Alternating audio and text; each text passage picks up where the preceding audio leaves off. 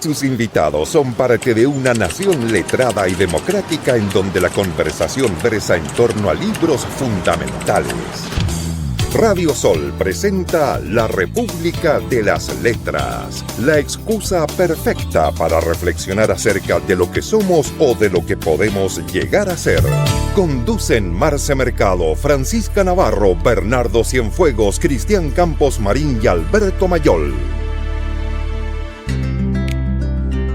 La historia de la revelación está plagada de estos misterios. ¿No fue el arcángel el mismo que dictó los versos? ¿No era su voz la del cielo? Entonces, ¿cómo fue posible que los versos erróneos vinieran también de su lengua? Y sin embargo, Mahun, el mensajero, decidió retractarse. Proclamó que el diablo se había disfrazado de arcángel, que no era la voz de Gibrel, sino la del enemigo, la serpiente. Y la gente aceptó la explicación. No era una religión nueva la que nacía, sino una historia, una narración, como cualquier otra, corregida, borrada, reescrita. La verdad como un texto mutable y no como una roca. ¿Quién soy yo? ¿Quién ha hecho esta historia? ¿Es que no veis que el narrador es el que duda, el que no sabe si es ángel o demonio, el que no sabe si su historia la dicta Dios o el otro? Porque Saladín y Gibrel no son sino mitades de la misma explosión, nacidos de la misma caída, cada uno transformado en la imagen que el mundo les ofreció. Uno vuelto satánico por miedo a los otros, el otro divino por necesidad propia, pero ambos en el fondo son máscaras, y debajo de las máscaras solo una cara, la del mutante, el que ya no pertenece a ninguna parte. No se equivoquen, el diablo también tiene alas, y Dios a veces se disfraza de duda. Salman Rushdie, los versos satánicos, de herejía en herejía aquí en la República de las Letras. Muy buenas noches, ¿cómo están? Hola, buenas noches. Hola. El profeta Mahoma vino a la montaña. Mahun, que si dicen Mahoma te ponen una fatua. Oye, pero esto fue complejísimo para mí por el tema, por el imaginario, harto por la ignorancia que tengo respecto al tema, que es casi total y absoluta, pero sobre todo porque, y esto es un mensaje para la gente que nació en el 70, porque a mí me tocó vivir, este libro es un libro, Los versos satánicos, un libro que se publica en el año 1988, que fue escrito por Salman Rushdie, es su cuarta novela, que es este escritor británico que nace en India. Y a pesar de que en ese tiempo no estábamos en una sociedad súper globalizada ni nada, yo tuve en mi cuerpo la percepción de lo que sucedió cuando publicaron este libro, que en la mitología, que ni siquiera fue la construcción del imaginario, yo creo que se construyeron ciertas mitologías, por ejemplo, que hicieron que una persona que siempre ha estado muy cercana a la lectura literaria como yo nunca lo había leído, ni siquiera cerca, porque además existió, la condena fue tan previa al libro que en realidad además fue condenado por gente que evidentemente nunca lo leyó, porque se convirtió en un acto de herejía leerlo, en el caso de los musulmanes. Y solamente fuimos testigos de esta persecución que dura hasta el día de hoy. De hecho, Salman Rushdie fue atacado, ¿cierto? Le cortaron el 2022. Cuello, hace 3 años, y sigue su cabeza sigue teniendo precio para el Estado musulmán. Fíjate que una cosa que es bien importante decir, que la novela es una novela. Porque mucha gente pensaba que Los versos satánicos era un libro, una especie de ensayo crítico contra el Islam. No tiene nada que ver, no tiene nada que ver. La literatura de Salman Rushdie es muy satírica, pero es muy poética también, es muy intelectual, pertenece a esos grandes escritores ingleses forjados en las mejorísimas universidades en literatura en el mundo, ¿ya? Está en el equipo de Ian McEwan, de Martin Amis. En ese mundo se movía, ¿ya? Un tipo de familia musulmana, pero que él es ateo, ¿ya? Ilustrado. Bueno, este tipo escribe una novela basada en un hecho que narrativamente es maravilloso, desde el punto de vista novelístico. Y es que efectivamente cuenta la historia que un día Mahoma bajó de la montaña y dictó, como dictaba, porque no sabía escribir, dictó una sura, un verso. Y dictó un verso que hablaba de legitimando la conversación con las diosas de la Meca, las diosas aladas de la Meca. La Meca tenía unas diosas aladas. Y entonces él aparentemente había llegado a un acuerdo con la élite de la Meca. Y entonces elogia en una de las suras a las diosas de la Meca. Se da cuenta que esto no cuela porque él está con el monoteísmo y qué sé yo. Y al día siguiente, un par de días después, entonces baja de la montaña diciendo, mira, es que me han engañado. El que me dictó esa sura no era Dios, sino que era el demonio haciéndose pasar por Dios. ¿Ya? Entonces, esto es falso. ¿Ya? Bueno, no era Dios, era el arcángel, pero era el Dios haciéndose pasar por el arcángel. Entonces, el arcángel Gabriel, ¿no? Que aquí tiene un nombre modificado, Gabriel. Bueno, esa es la historia. Entonces, esta historia la pone dentro de esta novela para jugar. Nuevamente volvemos a un poco lo que estuvimos viendo con Caín, estas perspectivas al estilo Milton, de dar una versión sobre las religiones oficiales a partir de una lectura distinta, ¿no? Es eso, es otra herejía más, pero es una herejía efectivamente literaria, narrativa y nada más que eso, sin pretensión política, que significó una persecución que, como dice Marcela, dura hasta el día de hoy. Sí, esta debe ser una de las novelas más ambiciosas que me ha tocado leer, porque son como varias novelas dentro de una. Esta cosa como maximalista recorre toda la obra. Hay como una especie de caos deliberado. Yo las primeras 50 páginas era una locura, porque se cruzan géneros, tiempos, voces. Es súper ambicioso a la hora como esta de abordar, por decirlo de alguna forma, la experiencia humana. Y en ese sentido, claro, va cambiando también de tono a lo largo de la novela, porque de alguna forma de estilo también, de registro literario, de repente hay sátira, hay algo de realismo mágico también dando vuelta, hay una cosa de fábula, hay una cosa también la construcción de los personajes que es muy teatral. Pero también ese maximalismo es súper temático, porque está la religión como la construcción del texto, digamos, esto de reescribir la religión, cuál es la autoridad, la invención, digamos, del texto oficial, por decirlo de alguna forma. El exilio, que también es un elemento que aparece harto como esta experiencia no solamente geográfica, sino también psíquica. La identidad poscolonial, que en algún momento lo podremos conversar, que por supuesto que aparece aquí como escindida, fracturada, hay una negociación también de por medio, y por supuesto también el lenguaje como esta construcción, como esta imposición y también como un elemento de resistencia. Todo eso en 680 y tantas páginas. La cosa poca. Bueno, yo voy a confesar al tiro que no terminé de leerlo, probablemente lo haga en las vacaciones porque disfruté un montón las primeras 50 páginas, debo confesarlo.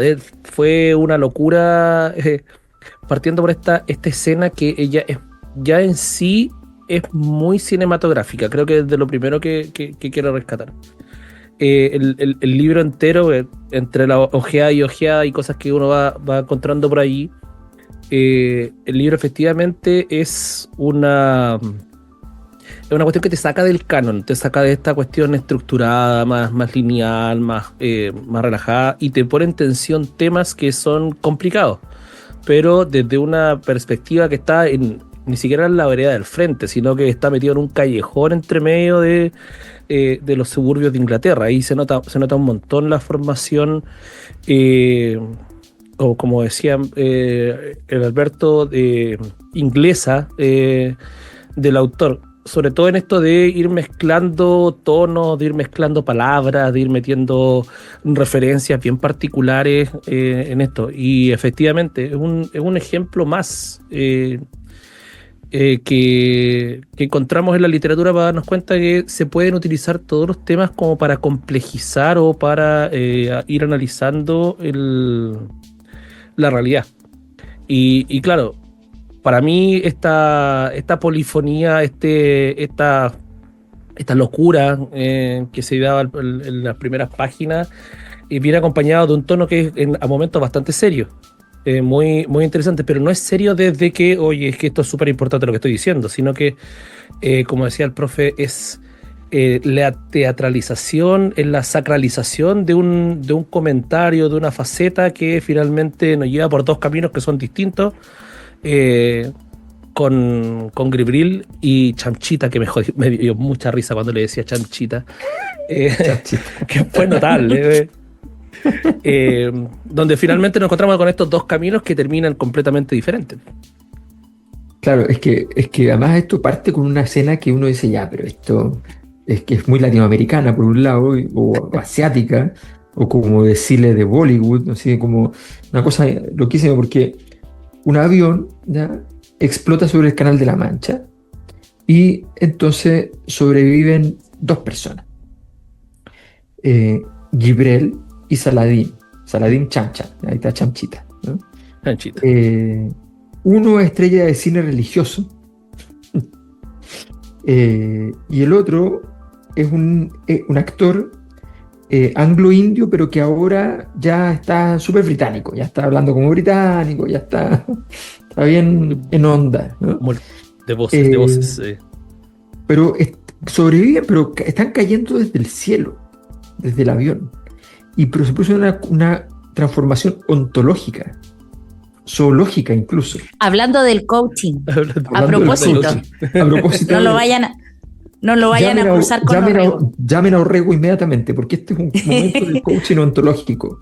Esto es un momento de coaching ontológico. Cayendo desde el aire, ambos se transforman. Uno se convierte en un ángel y el otro se convierte en el diablo, en un demonio. Dejémoslo aquí y vamos al tema, ¿les parece? Sí. ¿Qué parte? ¿Parto yo? ¿Les parece si parto yo? Dale. Ya, dale. Ya, mira, probablemente yo sea el célebre ganador de la segunda solicitud de muerte, pero vamos a ir con el que sabe de estas cosas. Vamos con Enrique Iglesias y Experiencia Religiosa.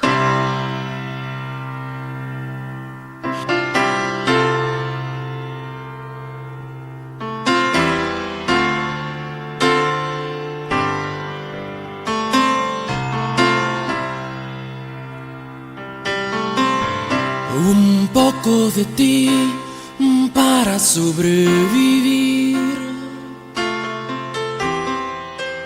Esta noche que viene fría y sola. Un aire de éxtasis en la ventana para vestirme de fiesta y ceremonia. Cada vez que estoy contigo, yo descubro el infinito. Tiembla el suelo, la noche se ilumina y el silencio se vuelve melodía. Y es casi una experiencia religiosa sentir que resucito si me tocas. Subir al firmamento prendido de tu cuerpo es una experiencia religiosa, o casi una experiencia religiosa. Contigo cada instante, en cada cosa. Besar la boca tuya merece un aleluya. Es una experiencia religiosa.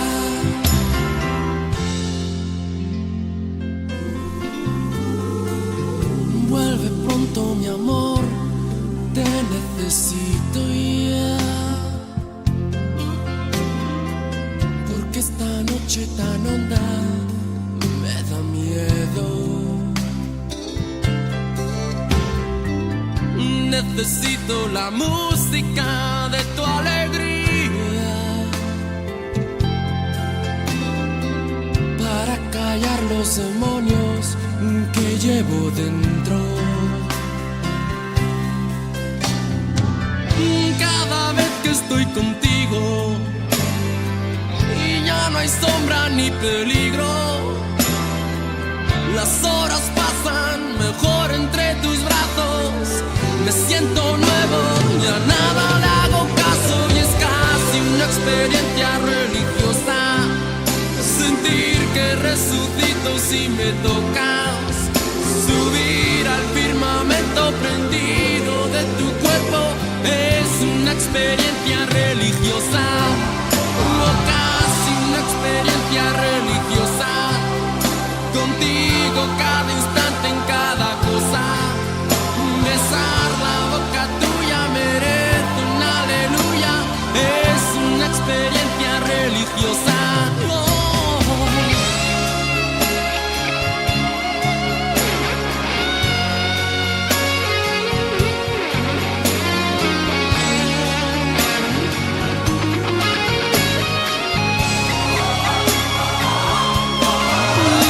Es casi una experiencia religiosa. Sentir que resucito si me tocas. Subir al firmamento prendido de tu cuerpo es una experiencia religiosa. O casi una experiencia religiosa. Contigo cada instante en cada cosa. Besar la boca tuya merece un aleluya.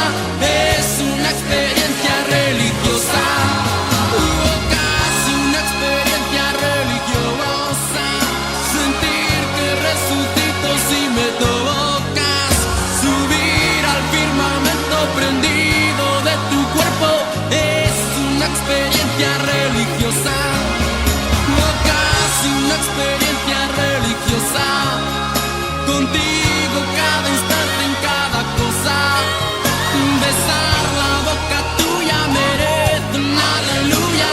Es una experiencia religiosa. O casi una experiencia religiosa. Sentir que resucito si me tocas. Subir al firmamento prendido de tu cuerpo es una experiencia religiosa. O casi una experiencia religiosa. Contigo cada instante en cada cosa. Besar la boca tuya merece un aleluya. Es una experiencia religiosa. O casi una experiencia religiosa. Radio Sol está presentando La República de las Letras. Para volver a nacer, cantaba Gibrel Farishta mientras caía de los cielos dando tumbos. Tienes que haber muerto, ay sí, para posarte en el seno de la tierra tienes que haber volado. Tatá, tacatum. ¿Cómo volver a sonreír si antes no lloraste? ¿Cómo conquistar el amor de la adorada, alma cándida sin un suspiro? Baba, si quieres volver a nacer, amanecía apenas un día de invierno por el año nuevo, poco más o menos, cuando dos hombres vivos, reales y completamente desarrollados, caían desde gran altura, 29.002 pies, hacia el Canal de la Mancha, desprovisto de paracaídas y de alas, bajo un cielo límpido. Yo te digo que debes morir, te digo, y así una vez y otra, bajo una luna de alabastro, hasta que una voz estentórea rasgó la noche. Al diablo con tus canciones, las palabras pendían cristalinas en la noche blanca y helada. En tus películas solo movías los labios porque te doblaban, así que ahórrame ese ruido infernal. Los versos satánicos de Salman Rushdie, y este es el que me tocó leer, que me autodesigné para leer, es el comienzo de la novela, lo que contaba el Alberto. Lo escogí por dos cosas. Primero, porque esto de la caída, tiene un montón de referencias en la caída mitológica, en la mitología judeo-cristiana también, ¿cierto? En la caída de los ángeles caídos, pero también me hizo referencia a un hermoso poema de un gran poeta nuestro, que es el Altazor, que no sé por qué, fíjate, me hizo referencia a esta como caída del modo que empieza medio pagano, sin ser hereje, con estos seres que no tienen muy claro dónde están, y por otra parte este absurdo. Mira, yo escuché por ahí que él era muy amigo de Gabriel García Márquez, y hay personas que dicen que este texto tiene elementos de realismo mágico. Yo, y no es que sea una persona que lo haya entendido demasiado, muy por el contrario, estoy en el lugar de la gente que no entendió este texto. Yo se lo hubiera leído así nomás, sin referencia, hubiera dicho, hay un bestseller que lata, no lo leo. Lo que quiere decir que no le vi las profundidades. Yo sentí más a rato que era un poco literatura absurda, donde pasan cosas que son más bien trascendentales y donde no se nos da una explicación. Donde no se nos da una explicación un poco lo que pasa en la metamorfosis. O sea, como que nadie nos explica que acá estalla un avión y hay 2 hombres que caen y en realidad lo que hacen es ponerse y que luego, bueno, van teniendo estos cambios en su naturaleza. Entramos en la polémica sobre... Estamos en un hiato en este momento, estamos en un hiato. A ver, sí, el libro...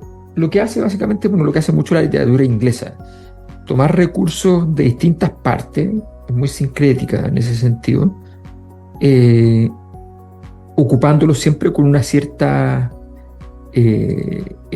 con cierta sacralidad irónica, pero sacralidad, como si fueran cosas muy importantes, con un cuidado importante, pero al mismo tiempo burlándose fuertemente. O sea, la tradición inglesa no puede desprenderse, salvo la época como del realismo, qué sé yo, no puede desprenderse del romanticismo inglés, que era el único romanticismo que, para decirlo en simple, le gustaba joder, ¿no? Que le gustaba la broma, que le gustaba la tontería, qué sé yo. Y entonces está todo eso sobre la mesa. Lo que pasa es que detrás de eso hay un esfuerzo filosófico en la obra. Las obras con esfuerzo filosófico son un tipo de obra en sí mismo, ¿no? Que están tratando de entender algo o están tratando de decir algo, ¿no? Que no es lo mismo. A veces simplemente está explorando el autor a partir de una problemática a dónde llega, y a veces quiere llegar directamente a decir un argumento, así como algunos de los libros de Houellebecq, qué sé yo, que son con entrega a domicilio, digamos, del mensaje provocador, ¿no? Pero en este caso es un examen sobre la religión, sobre el Islam, sobre se entiende, por supuesto, en estas complejidades del realismo mágico, de lo maravilloso, de lo que es excéntrico. Se entiende que esa realidad con la realidad de la doctrina, ¿ya?, tienen una cierta distancia, y en esa distancia, en esa fractura es donde quiere andar Salman Rushdie. Yo creo que es en ese sentido una obra que iniciaba un camino que después un poco lo retomó en algunos de sus otros libros. Tiene uno que está escrito con seudónimo porque el libro se llama Salman Rushdie. Entonces, escrito por él, y es un juego de espejo un poco parecido con estos personajes. Yo creo que la literatura buena son todos juegos de espejos, ¿no? Entonces, y básicamente lo que hace es esa exploración. Lo que encontremos de esa exploración es lo que vamos a tratar de guardar para el final. Sí, el año 89 en que de alguna forma este libro comienza a ser polémico, por decirlo de alguna forma, Inglaterra estaba viviendo, digamos, un proceso también de mutación bastante profunda. O sea, por un lado está esta vieja potencia colonial que está siendo de alguna forma interpelada por esta llegada masiva de inmigrantes desde Asia, la India, Pakistán, desde el Caribe, Jamaica y África también. Y esto, digamos, no solo es una transformación demográfica, sino que también hay un cuestionamiento histórico, hay un cuestionamiento cultural, un cuestionamiento étnico. Entonces, claro, vienen estos migrantes que venían de alguna forma de los países que Inglaterra había colonizado, digamos, y ahora caminaban por sus calles, hablaban sus lenguas, trabajaban en su fábrica y por supuesto también exigían derechos. Entonces, Rushdie, de alguna forma, el texto nace precisamente de ese cruce entre la culpa del imperio por un lado y el miedo a la pérdida de la identidad nacional homogénea. Y en ese sentido, la novela también precisamente trata de ese cruce, de ese choque cultural de racismo, de hibridez, de exilio, de resentimiento y de alguna forma de esta como invención forzada del yo que representa también, digamos, Saladín, este tipo que renuncia, digamos, a todo, que quiere convertirse en inglés. Y claro, la Inglaterra de los 80, sobre todo el gobierno de Thatcher, la política migratoria es bastante dura, po. La política migratoria es bastante dura. El nacionalismo británico crece, la xenofobia está reforzada por los medios de comunicación. Por ejemplo, el año 81 hay unos disturbios en Brixton, está el Partido Nacional Front también, y por supuesto hay toda clase de abusos policiales contra comunidades pakistaníes y caribeñas. Entonces el discurso político te habla precisamente de este invasor del Commonwealth, y eso está como telón de fondo de esta novela.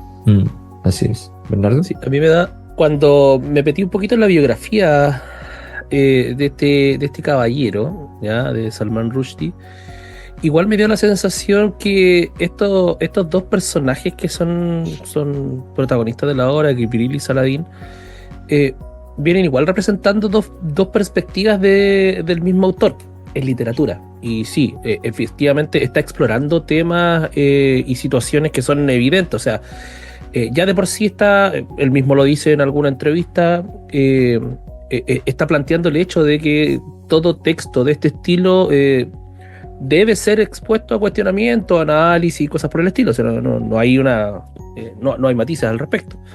Pero sí me dio la impresión que a través de estos dos personajes también un poco se va explorando a sí mismo. O sea, él habiendo nacido en la India británica, siendo enviado a estudiar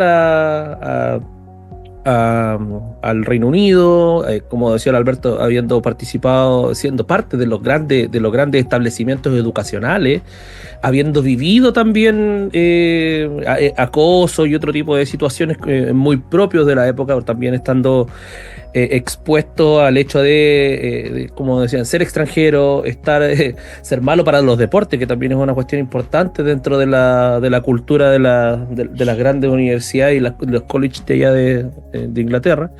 Evidentemente que este tipo, que es todo perfecto, magnánimo, Gibril, que se transforma en este ángel profético, versus a Saladín, que se transforma en este diablo que es discriminado, marginado constantemente, que vive casi escabulléndose por todos lados.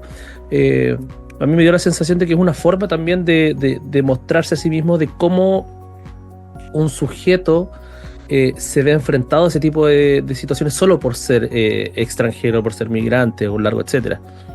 Sí, y agreguemos que Gibril, además, entre medio comete un asesinato, mata a su pareja, se comete un femicidio. Uh-huh.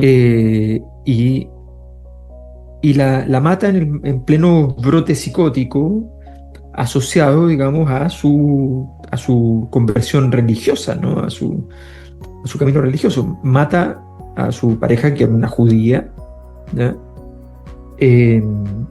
Y donde él entonces se ha convencido de que el ángel de la muerte le da la instrucción entonces de matarla.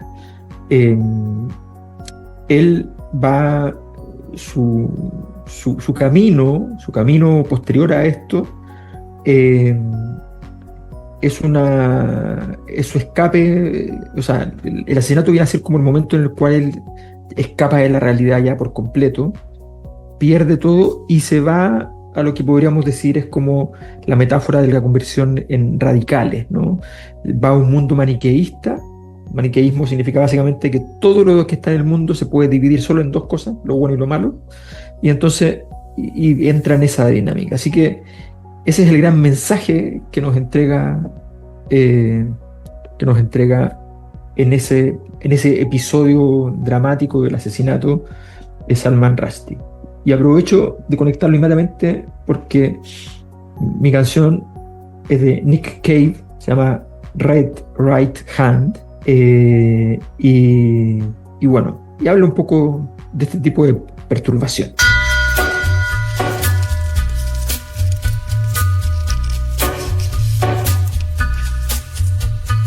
Take a little walk to the edge of town and go across the track. looms like a bird of doom as it ships and cracks. Where secrets lie in the border fires and the humming wires. Yeah, man, you know you're never coming back. Across the square, across the bridge, past the mills, past the stacks. On a gathering storm comes a tall, handsome man in a dusty black coat with a red right hand.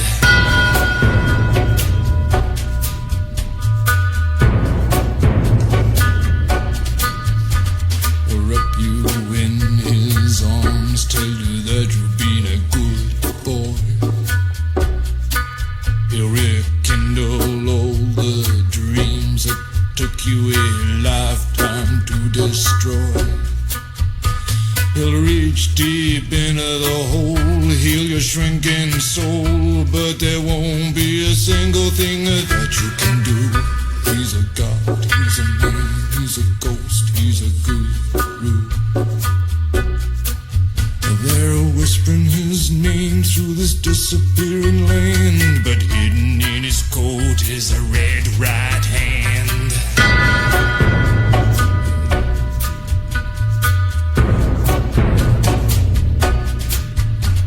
You don't owe no money, get you some.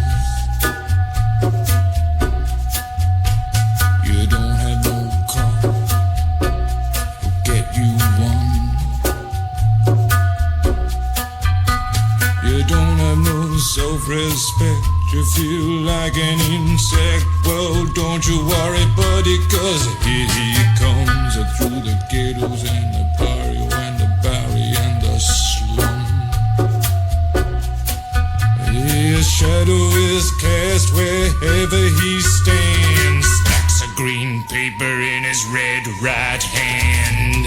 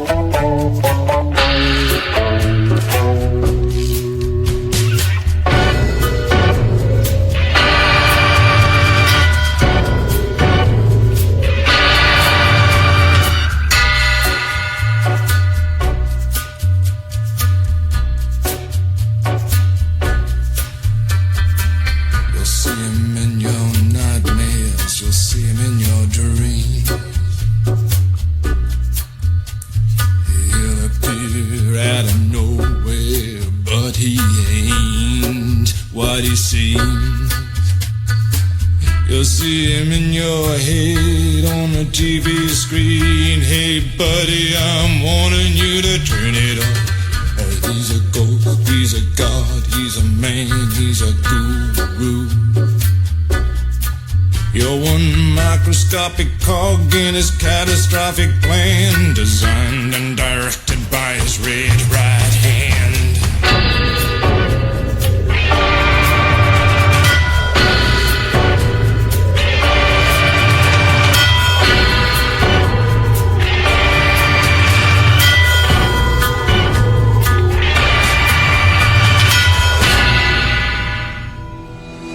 Seguimos en Radio Sol con la República de las Letras. Las causas de la ruptura entre Salman y Mahmoud. La cuestión de las mujeres y la de los versos satánicos. Mira, yo no soy un chismoso, confió Salman con lengua de beodo. Pero después de la muerte de su esposa, Mahmoud no era precisamente un ángel, tú ya me entiendes. Ahora bien, en Yatrib no lo tenía fácil, aquellas mujeres. En un año le volvieron la barba medio blanca, Lo peculiar de nuestro profeta, mi querido Val, es que no le gustan las mujeres con genio. A él le van las madres y las hijas. No tiene más que pensar que en su primera esposa y en ella, sus dos amores, una muy vieja y la otra muy joven. No las buscaba de su talla. Pero en Yatrib, las mujeres son diferentes. No lo sabéis bien. Aquí, en Yahilia, estáis acostumbrados a mandar a las mujeres, pero allí no las consentirían. Allí el marido va a vivir con la familia de su esposa. Imagina qué escándalo, ¿no? Y la esposa tiene su propia tienda. Si quiere librarse del marido, gira la tienda hacia el otro lado, de manera que cuando él llega, en vez de la puerta, encuentra tela. Y se acabó, está divorciado. Nada que hacer. Bueno, a nuestra chica le gustó esto, y empezaron a solviliantarse, y entonces, de pronto, ¡bang! Sale el libro de los preceptos. El ángel empieza a especificar lo que deben hacer las mujeres y le obliga a volver a las actitudes que prefiere el profeta, a ser sumisas o maternales, a andar 3 pasos más atrás, o a quedarse encerradas en casa, dóciles y calladas. Cómo se reían de los fieles las mujeres en Yatrib, por mi vida. Pero ese hombre es un mago. Nada puede resistirse a su influjo. Las fieles le hicieron lo que él les ordenaba y se sometieron. Al fin y al cabo, él les ofrecía el paraíso. De todos modos, dijo Salmán llegando al fondo de la botella, finalmente decidí ponerlo a prueba. Una noche, el escriba persa tuvo un sueño en el que planteaba sobre la figura de Mahmud en la cueva del profeta en el monte Coné. Al principio, Salmán lo tomó simplemente como un ensueño nostálgico de los viejos tiempos de Yahilia, pero luego reparó en que, en el sueño, su punto de vista era el del arcángel, y en cualquier momento volvió a él el recuerdo del incidente de los versos satánicos, tan vívidamente como si hubiera ocurrido la víspera. Quizá yo no lo soñé, el que era Gibril, dijo Salmán. Quizás era yo era Shaitán. Al vislumbrar esta posibilidad tuvo una idea diabólica. A partir de entonces, cuando se sentaba a los pies del profeta a escribir preceptos, subrepticiamente cambiaba algunas cosas.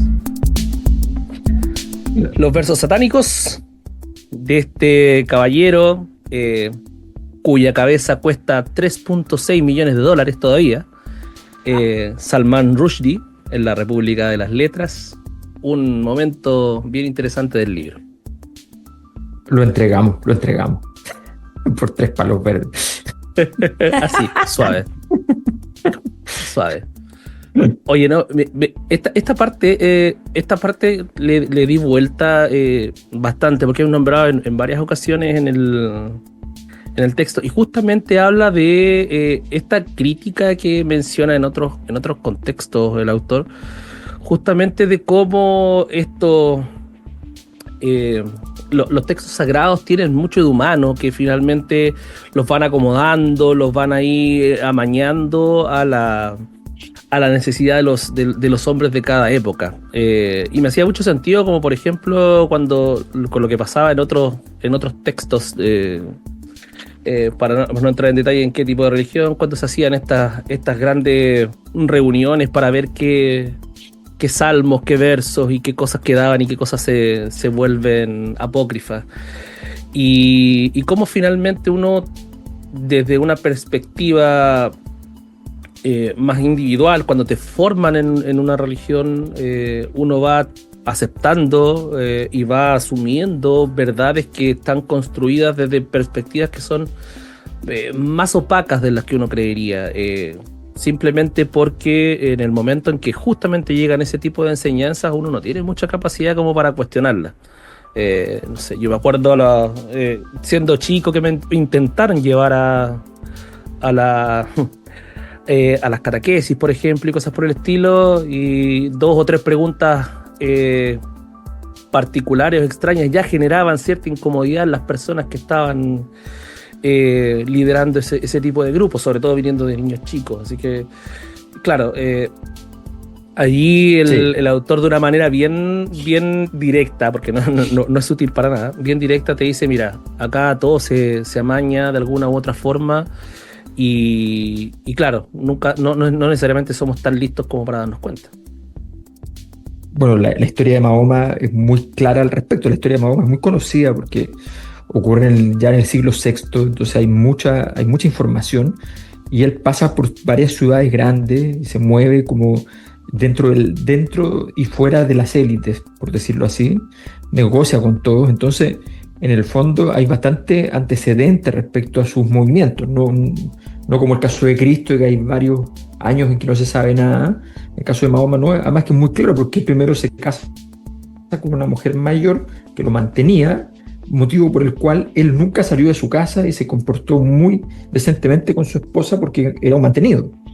Cuando ella murió, porque era muy mayor que él, entonces él heredó el negocio que ella tenía, entonces él tenía un cierto capital y ahí sale a emprender de profeta, ¿no?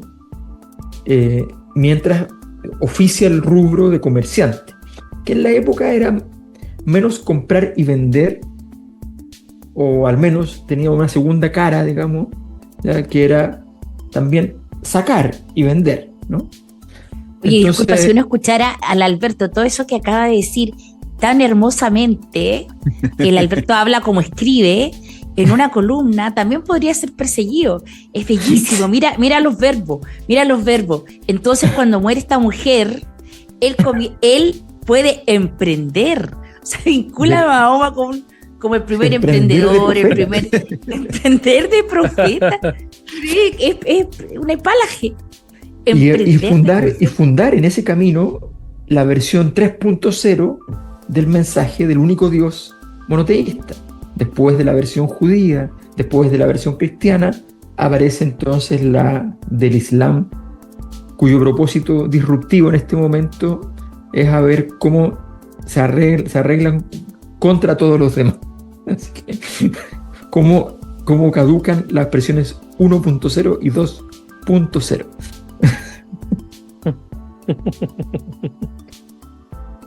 Sí, en algún momento uno ve en esta construcción, digamos, de Mahón, del profeta, digamos, cómo va pasando como de la fase ya más mística, por decirlo de alguna forma, carismática, a la institucionalización. Pues, o sea, en el fondo comienza Mahoma a controlar lo que deben comer la gente, el comportamiento sexual, el cuerpo, el habla, el control en el fondo de la vida cotidiana. Y claro, está este contraste, por un lado, de lo que sucede en el burdel. O sea, están estas 12 prostitutas que adoptan los nombres, además de las esposas del profeta. Y, por supuesto, claro, uno puede ver como una provocación y una sátira, y uno entiende también por qué se enojaron tanto con el autor, digamos. Y claro, está por un lado esta cuestión de que es una imagen invertida, puede ser, de la santidad conyugal, por decirlo de alguna forma. Está, digamos, no sé, lo corporal frente a lo espiritual, la libertad frente a la regulación, el goce frente al deber y la herejía frente a la ortodoxia, digamos. Entonces, además, es chistoso porque los fieles, digamos, de Mahón siguen visitando el burdel, digamos, aunque esté prohibido. Entonces, claro, se da esta cuestión y este contraste. La doble moral, desde siempre, la transversalidad del doble discurso. Hoy aprovechemos de contar el comidillo que se sabe sobre Salman Rushdie, ¿no? Bueno, yo tengo como dato, pero luego mis queridos compañeros me ilustraron acerca de mucho más.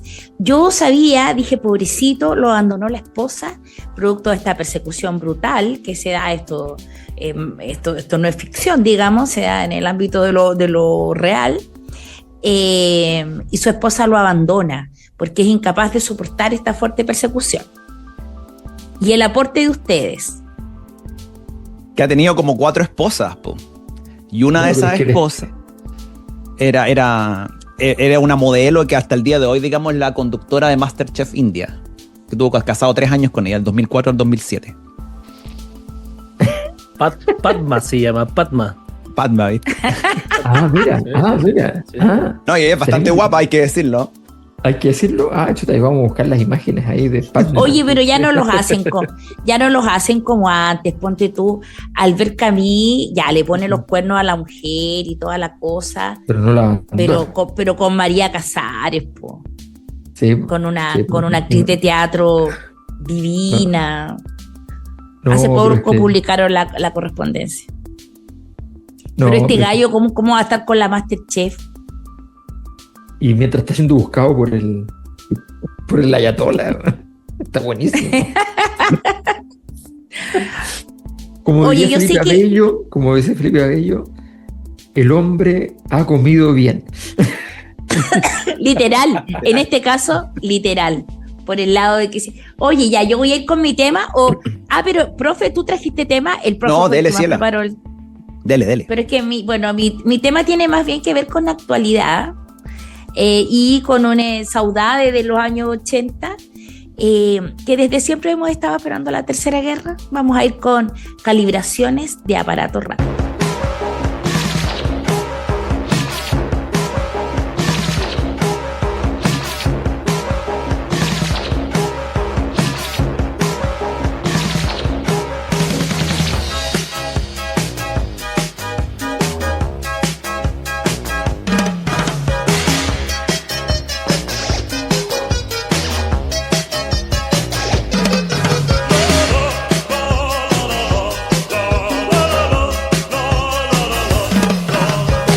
Estás cansado de luchar por la justicia, el hambre y la libertad. Sientes de pronto que no hay nada en que creer y te cansaste de gritar y nunca ver. Se acabó el tiempo de los lindos ideales. No hay más que ir a esos tontos intelectuales. O te preparas a morir en las trincheras, o esperas en tu cuarto la tercera guerra. Se acabó el tiempo del paraíso soñado. No hay más que ver a esos locos almidonados. O te preparas a morir en las fronteras, o esperas en tu cuarto la tercera guerra.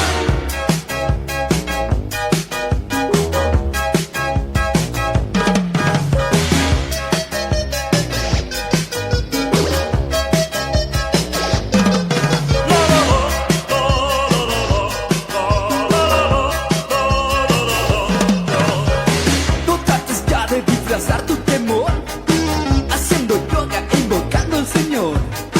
Si eres sofista irás derecho al infierno. Si eres ciclista eres peor que un cerdo. Se acabó el tiempo de los lindos ideales. No hay más que oír esos tontos intelectuales. O te preparas a morir en las trincheras, o esperas en tu cuarto la tercera guerra.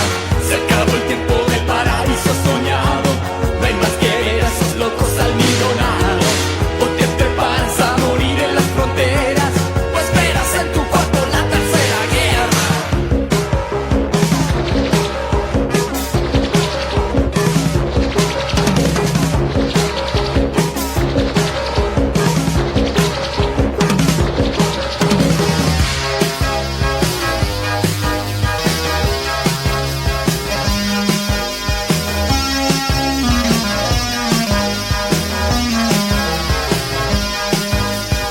Se acabó el tiempo de los lindos ideales. No hay más que oír esos tontos intelectuales. O te preparas a morir en las trincheras, o esperas en tu cuarto la tercera guerra. Se acabó el tiempo del paraíso soñado. No hay más que ver a esos locos almidonados. O te preparas a morir en las fronteras, o esperas en tu cuarto la tercera guerra.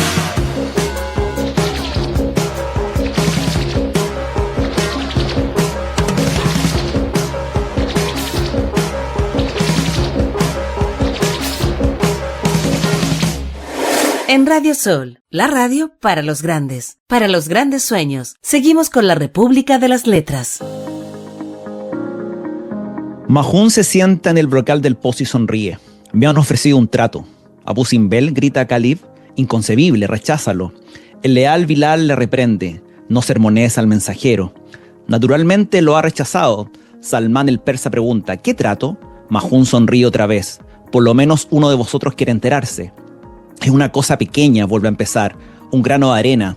Abu Simbel pide a Alá que le conceda una pequeña gracia. Hamza ve que está exhausto, como si hubiera peleado con un demonio. El aguador grita nada, ni un adarme. Hamza le hace callar. Si nuestro gran Dios quisiera conceder el uso de esta palabra, conceder, que solo tres de sus 360 ídolos de la casa son dignos de adoración. No hay más Dios que Dios, grita Bilal. Y sus compañeros hacen a coro, ya Alá. Mahun parece enojado. ¿Quieren los fieles oír al mensajero? Ellos se enmudecen, restregando los pies en el polvo. Él pide que Alá reconozca la Alat, Usa y Manat. A cambio garantiza que seremos tolerados, incluso oficialmente reconocidos, en señal de lo cual yo voy a ser elegido miembro del Consejo de Yahilia. Esta es la oferta. Salmán el persa dice: es una trampa. Si subes al Coney y luego bajas con semejante mensaje, él te preguntará: ¿cómo conseguiste que Gibrel te hiciera la revelación precisa? Entonces podrá llamarte charlatán y farsante. Mahum mueve la cabeza. Tú sabes, Salmán, que yo he aprendido a escuchar.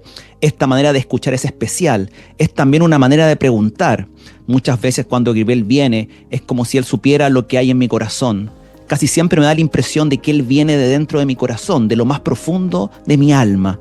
Y puede ser una trampa diferente, dice Salmán. ¿Cuánto tiempo hace que recitamos el credo que tú nos diste? No hay otro Dios más que Dios, que somos nosotros. ¿Qué somos nosotros si ahora lo abandonamos? Esto nos debilita, nos hace absurdos. Dejamos de ser peligrosos, nadie volverá a tomarnos en serio. Los versos satánicos de Salman Rushdie, el texto que hemos revisado esta noche en una nueva emisión de La República de las Letras, como cada martes a las 22 horas a través de las ondas de Radio Sol. Oye, lo de Gibrel es muy interesante porque el personaje, o sea, nosotros lo conocemos como el portador de las revelaciones, el portador de los sueños. Aquí el personaje que en un momento determinado se ha convertido entonces en una entidad angélica y por tanto efectivamente está en el ámbito de la revelación, de pronto él empieza a tener sueños y él empieza a tener epifanías. O sea, pasa a ser víctima de esta entelequia, de este ser superior, y ya no solamente el portador de un mensaje.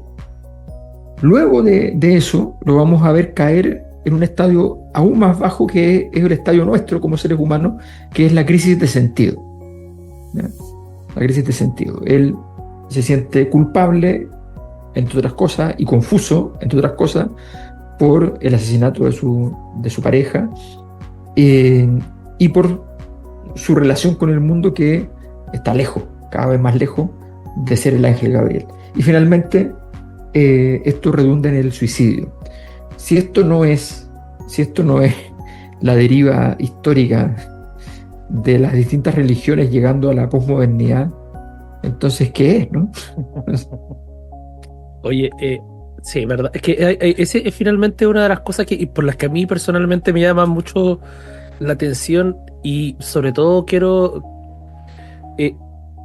entrarle al libro desde una perspectiva distinta, porque yo siento un montón no haberme lo podido leer completo, porque insisto, no sé, por ejemplo, el personaje de Gallilla es también un personaje súper interesante. Cómo esta niña se transforma o sea, esta joven se transforma en este portador de las visiones del arcángel, que arma una peregrinación y hace un montón de cosas, y cómo dentro de todo estas dos sendas que hablaba yo en un principio, que es la de Gibril y Saladín, se van entremezclando distintos sujetos y van pasando distintas cosas, como unas historias se van enfrascando dentro de otras.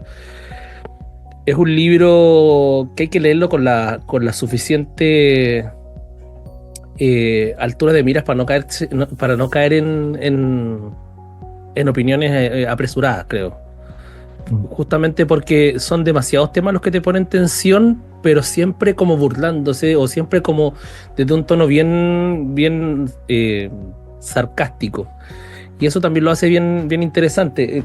Concuerdo yo con el Alberto que mencionaba en un inicio de La República el tema de Saramago, Caín, que un poco juega con un tono similar, a propósito de tocar cuestiones que son profundamente existenciales, pero también cuestiones que son muy cotidianas. O sea, el mismo tema de la posverdad, ¿a quién le creemos?